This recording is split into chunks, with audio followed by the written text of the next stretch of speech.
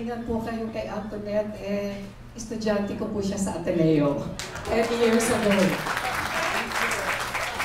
At hulaan po ninyo kung sino isa sa mga classmates niya sa klase ko. Si Ding Dong Dantes. In my case, that was 10 years and 20 pounds ago. Ako po inaatasan para ipakilala po ang ating panauhing puntangal, our core and central person this afternoon. Hindi lamang po dahil ako po yata yung pinakamatanda sa EBSECOM. In fact, looking at all of you, pati siguro among many of you, ako na rin yata ang pinakamatanda.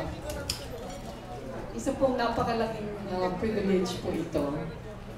Kung mapapansin ninyo sa di inaasahang pangyayari po, ay nasabay po ang ating pagtitipon sa libingan ng mga bayani.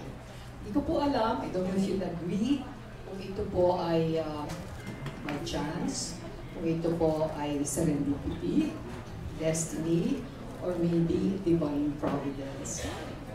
But I think the fact that we have both events happening at the same time evokes some kind of a parallelism. Yung isa po, although national in scale, ay nagsasaad ng tungkol sa kamatayan at libingan. Sa gala po ng MMFF, ang ating pagtitipon ngayon ay buhay na buhay. Dahil sa inyo, dahil sa mga stakeholders, dahil sa mga productions, dahil po sa EBSECOM, sa Secretariat, and of course, Attorney Onar, Executive Director, and Chairman Orbos. Buhay na buhay po. Patunay po sa mga naysayers or yung po the doomsayers in the past na mamamatay na at ililibing na ang Metro Manila Film Festival.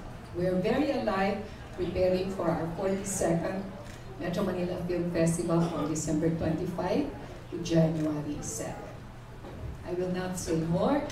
At I'm sure gusto po niyo marinig ang ating panauhin. Actually po, dapat ay nandun po siya sa libingan ng mga bayani. At kanina pa po siya kinakailangang umalis para pumunta po doon. Dahil baka matraffic daw po siya. But that is well under control. What we in the EBSECOM appreciate most about him is talaga po namang together with the staff and the Secretariat, talaga pong dinidibdib po niya itong kanyang advocacy and his assignment as MMFF chairman. In fact, to the extent na sabi nga po niya, kahit nasusun ang trabaho namin sa traffic, parang mas challenging yata, mas mahirap po yata itong hinaharap namin sa MMFF. Let's welcome Chairman Tim Orbos of the MMFF.